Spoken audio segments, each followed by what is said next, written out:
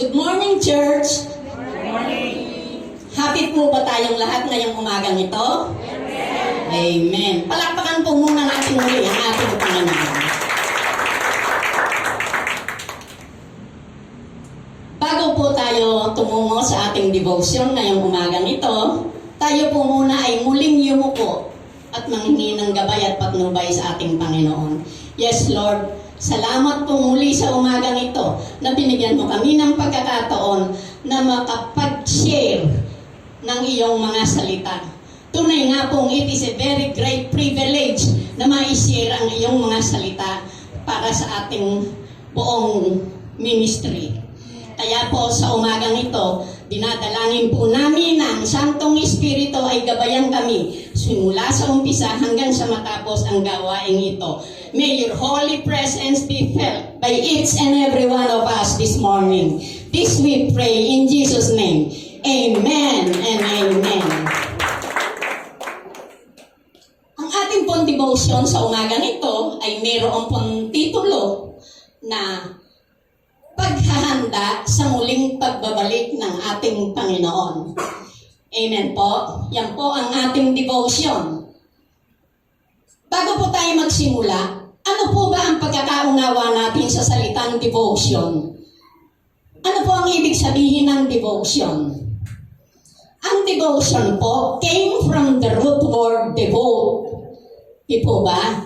Which means maglalaan tayo ng maikling oras o panahon para magbulay-bulay ng salita ng ating Panginoon.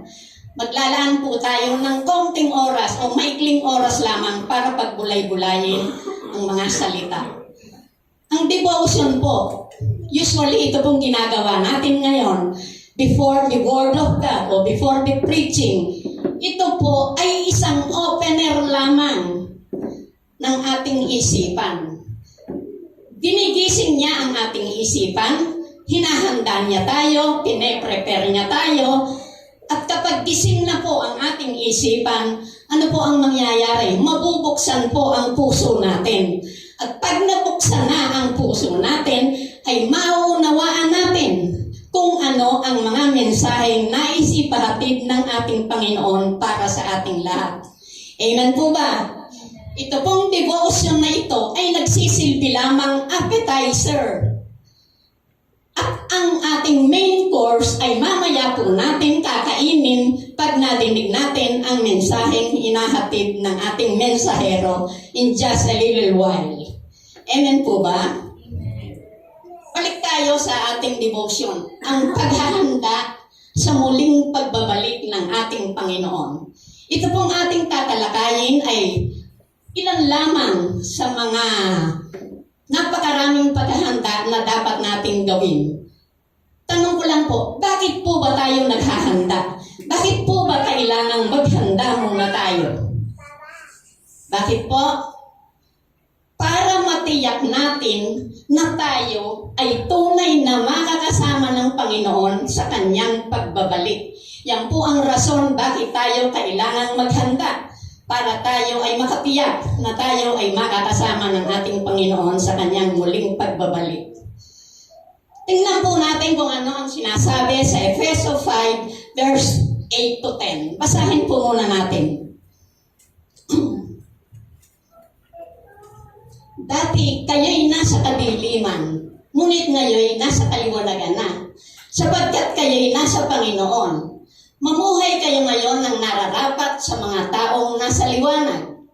9. Sapagkat pawang mabuti, matuwid, at totoo ang ginagawa ng namumuhay sa liwanag. Sikapin ninyong matutunan kung ano ang kalugod-lugod sa ating Panginoon. Amen po?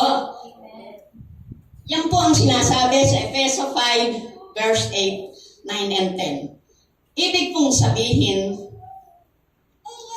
mamuhay tayo ng nararapat sa taong nasa liwanag. Sino po ba ang mga taong nasa liwanag? Ano po ang mga katangian ng taong nasa liwanag na? Ang mga taong nasa liwanag ay taglay, ang mga taong nasa liwanag ay mabubuti. matutuwid, at totoo. Mabubuti. Ano po ibig sabihin ng mabubuti?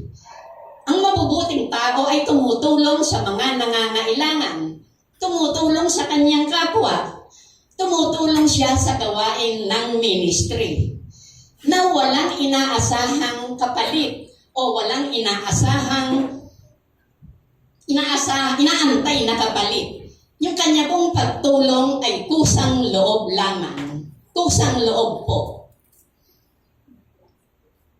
Pangalawa pong katangian ng taong mabuti, siya po, yun po ay una ay physical na tumutulong sa pangangailangan. Ang pangalawa naman po ay nag-aakay o inaakay niya ang mga kaluluwa patungo sa ating Panginoon. Amen po. Maikli lang po. Yung pong pangalawa, ang taong matutuwid. Kung tayo po ay nasabihang tayo ay matuwid na, matuwid ang mga bagay na ginagawa, ang mga bagay na ginagawa natin ay meron pong pinakikitang pagpakumbaba, meron pong humility. Ibig pong sabihin, hindi mapagmataas, mabuti siyang makisama sa lahat ng tao, walang pinipili, walang itinatangi, at higit sa lahat, hindi siya self-centered. Hindi itinataas ang kanyang sarili. It reminds me of a saying in Tagalog. Meron pong kasabihan sa Tagalog, naalala ko lang, na may sinasabi po riyan na ang langaw, pag pumatong sa ibabaw ng kalabaw, ang iniisip po ng langaw, siya ay mas mataas pa sa kalabaw. Amen po ba? Na ang langaw, pag pumatong sa ibabaw ng kalabaw, ang feeling ng langaw ay mas mataas pa siya sa kalabaw. Dahil siya ay nakapatong sa kalabaw. Naalala ko lang po dito sa self-centered. Hindi itinataas ang kanyang sarili. Yun naman pong pangatlong katangian, totoo. Totoo yung katangian. Ibig pong sabihin, walang itinatagong anuman. Lahat ay lantad. Lahat ng ating sinasabi o lahat ng ating ginagawa ay naaayon lamang sa kalooban ng ating Panginoon. Amen po? Ito lamang po ang konting ilang katangian taglay ng mga taong nasa liwanag. Tingnan po natin kung ano ang sinasabi sa Ephesians 5 verse 1. Napakagandang verse po nito. Yaman kayo'y mga anak na minamahal ng Diyos, tularan ninyo siya. Napakaganda pong verse na maikli lamang pero malaman. Ibig pong sabihin, we must be a follower of Christ for us to enter the kingdom. Amen? Marami pa pong mga katangian ang taglay ng mga taong nasa liwanag. Dahil po sa short time o lack of time, mamaya na lang po bibigyan ng mahabang paliwanag ng ating mensahero kung ano ang tunay na kahulugan, bakit kailangan natin maghanda sa pagbabalik ng ating Panginoon. Amen po? Nawa, ito lang po ang ating maikling devotion sa umagang ito, nawa nadagdagan muli ang ating kaalaman ukol sa mga salita ng ating Panginoon. Amen po? To God be all the glory.